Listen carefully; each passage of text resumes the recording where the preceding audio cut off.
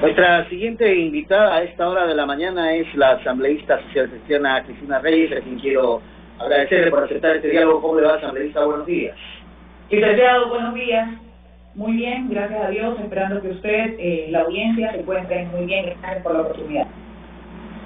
Lo que hizo la Asamblea aprobando los dos proyectos de ley, ¿fue lo necesario, lo adecuado, lo correcto o no? Primero, decir que el gobierno nacional se encuentra llevando al país a un abismo, con una nula política económica de crecimiento durante todos estos años, y hoy más que nunca ratificando que tienen una banda delincuencial de ministros y de funcionarios saqueando los recursos públicos. La Asamblea Nacional tenía la posibilidad en su momento de crear una normativa en función de la crisis, de emergencia, del COVID y medidas de incentivo y de crecimiento que deberíamos implementar para estos momentos tan complicados como lo están haciendo otros países sin necesidad de una ley.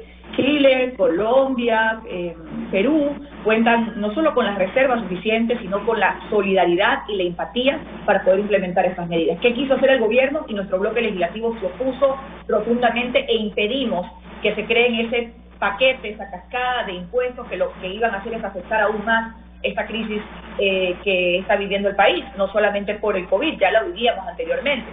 De allí se aprobó, nosotros nos opusimos, nuestro voto frontal, porque hay un capítulo, como usted sabe, vinculado al tema laboral que nos permite, que creemos se puede generar abusos, y por otro lado este Código de las Finanzas Públicas que intentaba mermar la autonomía del IE, la autonomía de los organismos autónomos centralizados, y que no deja muy claro todavía la pulcritud y transparencia con la que debe manejarse la deuda. ¿De ayuda humanitaria no tiene nada entonces ese proyecto, asambleísta?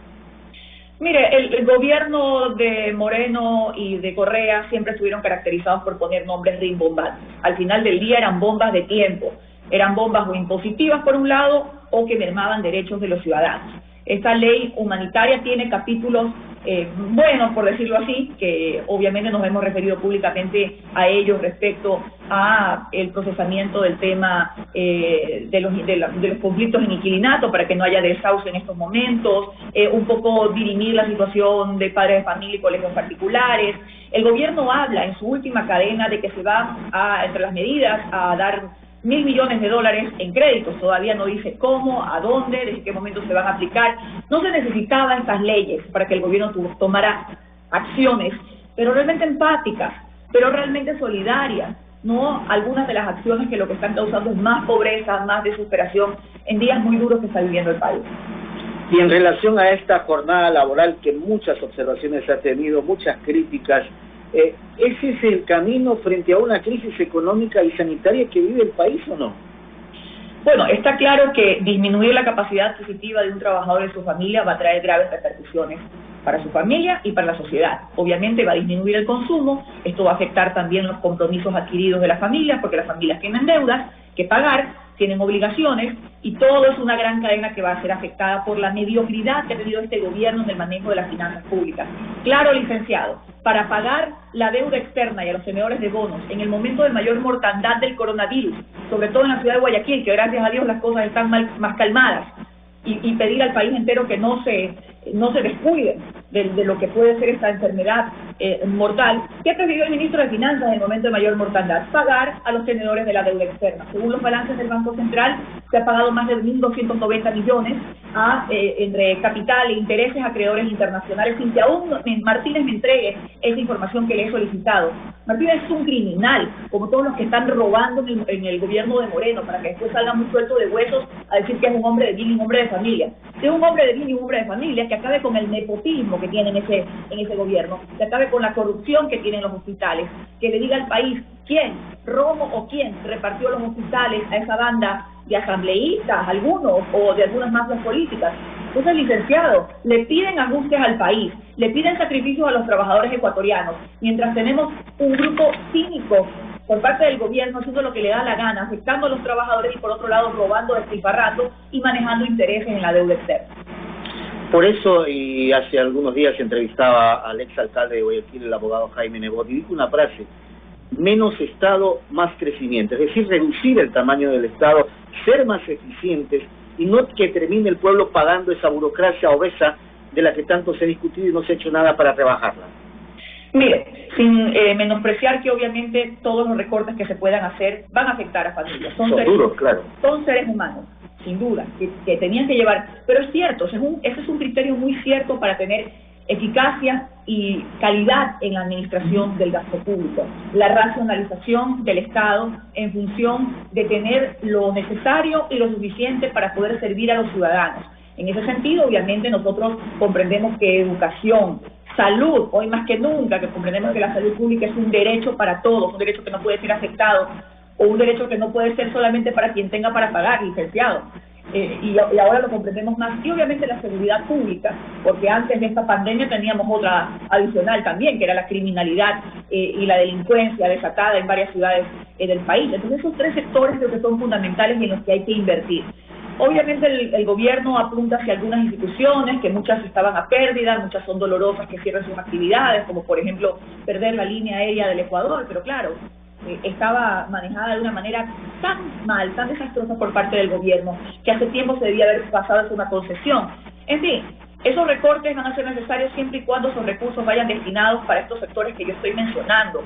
Y luego también que no vayan a ser llenadas esas vacantes nuevamente con cuotas políticas de amigotes, como ya lo viene haciendo este gobierno y el anterior. Una cosa es eliminar dependencias y otra cosa muy distinta es eliminar el exceso de personal. Yo puedo decir, voy a eliminar 5 ministerios, pero ¿dónde va esa gente? ¿O los van a ubicar o los van realmente a eliminar? Como le digo, la racionalización del Estado tiene que ir en función de un Estado óptimo, no un Estado obeso, no un Estado que esté para llenar cuotas políticas o un presupuesto que vaya direccionado a pagar simplemente nóminas. El presupuesto general de los ecuatorianos, y hoy más que nunca, tiene que estar direccionado para dos cosas fundamentales, licenciado. La emergencia sanitaria, de la que salimos los ecuatorianos a pesar del gobierno, a pesar de esa banda de ministros delincuentes, salimos adelante. Y en segundo lugar, para que todos los recursos que vengan, ya sea de organismos de crédito multilaterales o lo que se pueda recaudar cuando se activen las operaciones comerciales y demás, vaya destinado a créditos productivos, vaya destinado a la reactivación económica de los pequeños y medianos negocios. Abogada, ¿y qué hacemos con el tema de la corrupción? Porque el ecuatoriano ya está hasta la coronilla, como se dice. Creo que todos, licenciado, estamos indignados y llenos de rabia. Siempre la corrupción va a ser mala, porque merma la posibilidad a las personas más pobres, sobre todo, de una inversión correcta en salud, educación y políticas sociales. Pero que hagan estos sinvergüenzas, esa clase de atracos en emergencia, con miles de personas muriendo en momentos de angustia y terror, no tiene perdón de Dios.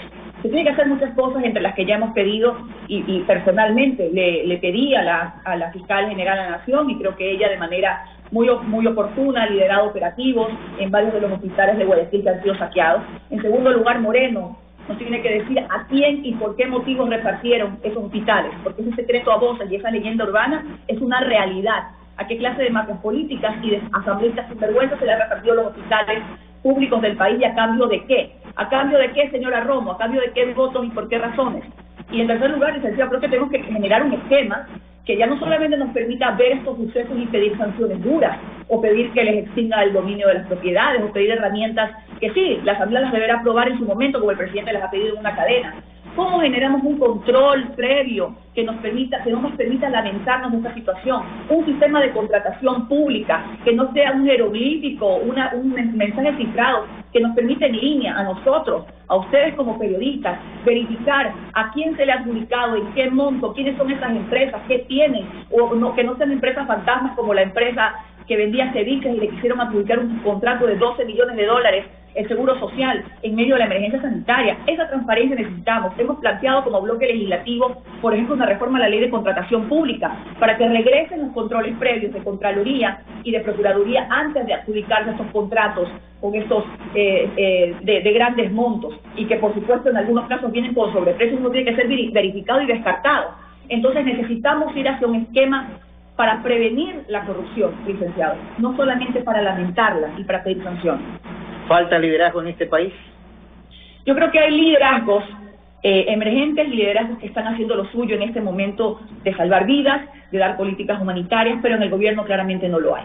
En este gobierno no hay liderazgo, el presidente ni siquiera creo que lee lo que firma, está secuestrado por una banda de ministros que en su momento y con mucha soberbia preguntaban quién había llevado al abismo al Ecuador, por no decir otra palabra más fuerte, licenciado.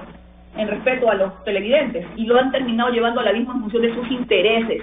El presidente fumigue a todos esos corruptos y a todas estas personas que defienden intereses mercantiles, de tenedores de bonos, no los intereses de los ecuatorianos en momentos tan duros, viviendo esta pandemia y por supuesto previa a ella, con un desempleo tenaz que tenemos que generar políticas para que se vaya disminuyendo. Quiero agradecerle, abogada, por haber aceptado este diálogo. Que tenga buen día. Gracias a usted, licenciado. Un saludo afectuoso a la televidente. Gracias a la asambleísta Cristina Reyes. Vamos a hacer la pausa comercial. Enseguida regresamos. No se vayan.